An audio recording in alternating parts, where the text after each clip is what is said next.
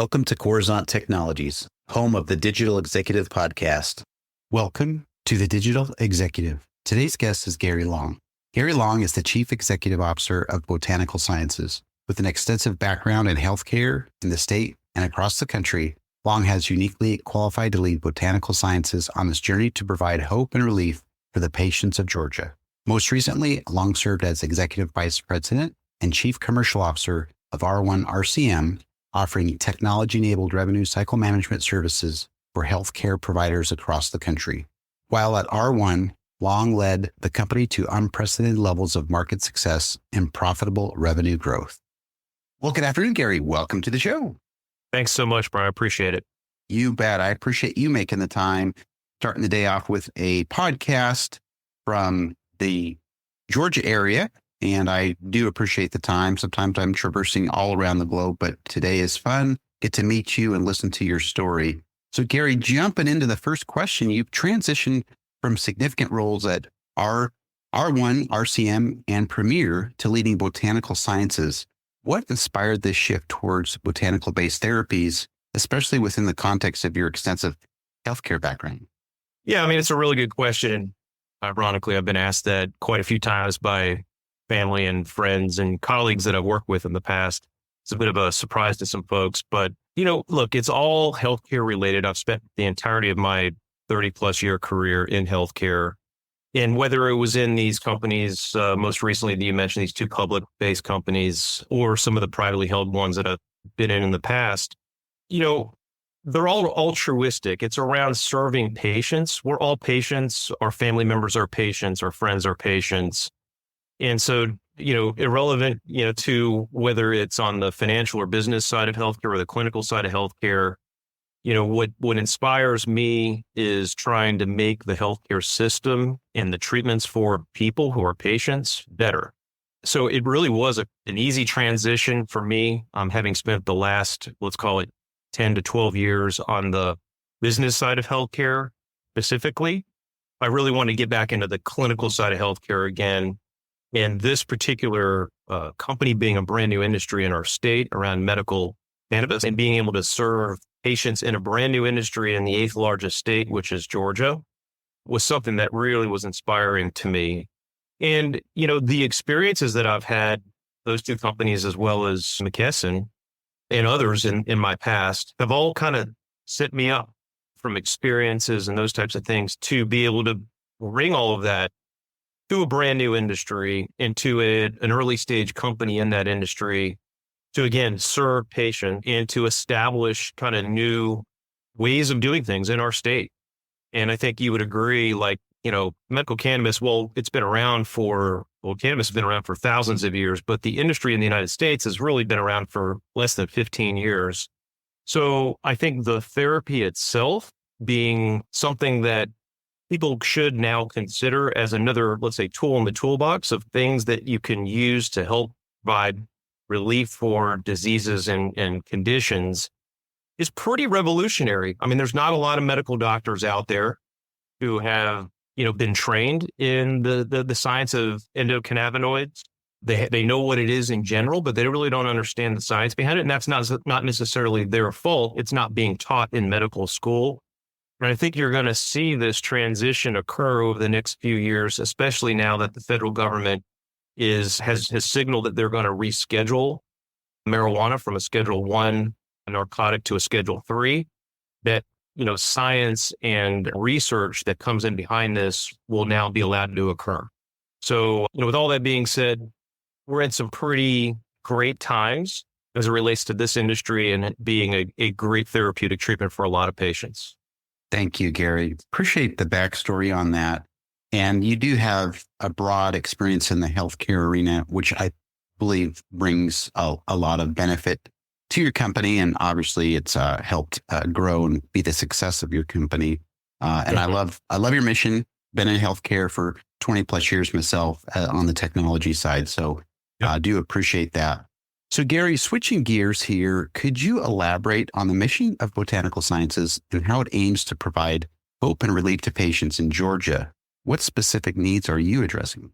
Well, yeah, as you just stated, our mission is to provide hope and relief to the patients of the state of Georgia who are suffering from the qualifying conditions that the state has outlined. There's now 17 qualifying conditions of certain disease states and symptoms that come from many of those diseases. The most noteworthy of those are like chronic and intractable pain, which, as you know, comes from a whole myriad of potential conditions, as well as a lot of neuromuscular disease, some of the usual suspects like cancer, sickle cell disease. A lot of dementia-related and Alzheimer's-related conditions are also well tolerated, by the treatment of having medical cannabis. So, with all that being said, we are really focused on providing, again, a therapy for physicians and for patients that can be used as a tool in the toolbox for them to either provide help in treating disease or to help alleviate symptoms that come from these diseases or conditions. And I can tell you from my own personal experience of, interacting with a lot of the thousands of patients that have visited our dispensaries in the last 18 months, it is unbelievable. It is profound, the impact that we're having on people's lives. Now, I'm not going to sit here and tell you that this is curing disease or anything like that. But, there's a quality to life that is important when people are going through very serious conditions and diseases.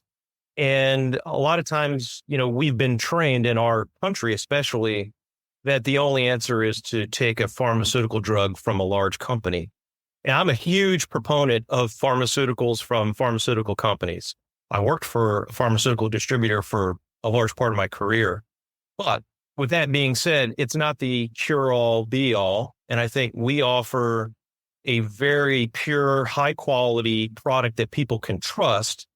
And I think that's one of the issues and challenges, not only in the state of Georgia, but around the country, is making sure that if you choose to consume these types of products, that you're getting it from a trusted source that's been laboratory tested.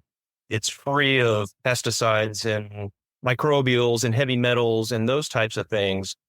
Just because of what you see going on in our country with the scourge of fentanyl, not knowing where products are made or grown or how they're grown, those are the types of things we're trying to bring to the market and provide a deep level of education and consultation to patients. Because again, we're trying to create the awareness so that it's not this taboo thing that it once was we were all led to believe it is. So, that really kind of fuels our mission as a company, not just myself, our leadership team, and all of our employees. And again, we see the results every day. So we feel good about the work that we're doing.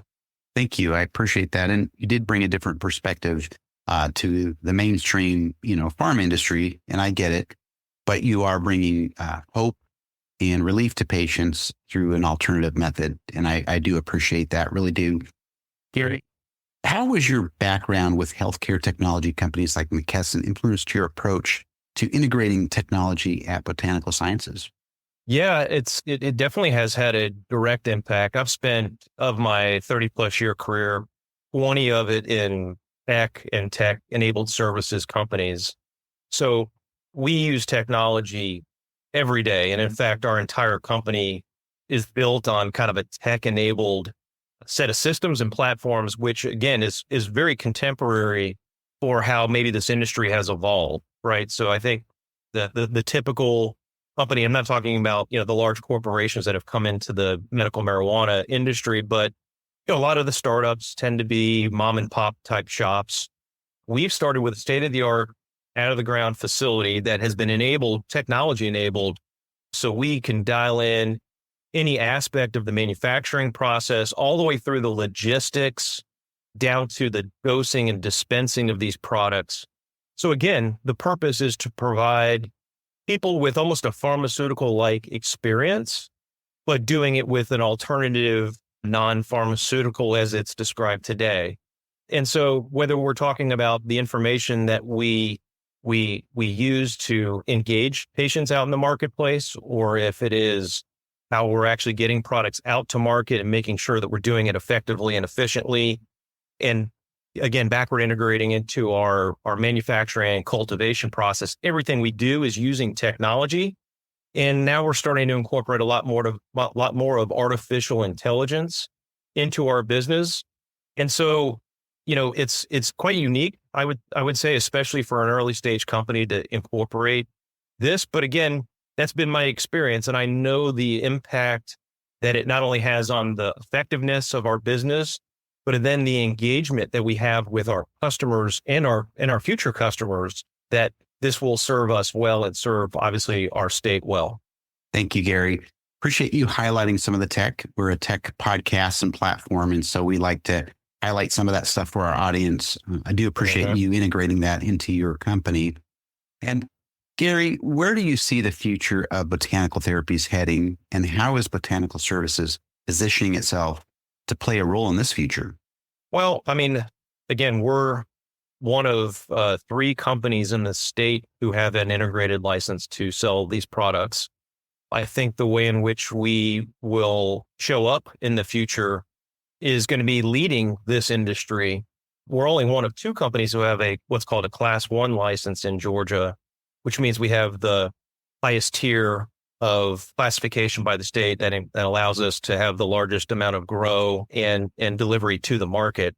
And with that, again, we're shaping not only what we're doing for patients, but we're helping shape, working in conjunction with lawmakers and other, public officials, the future state of what it will look like in Georgia.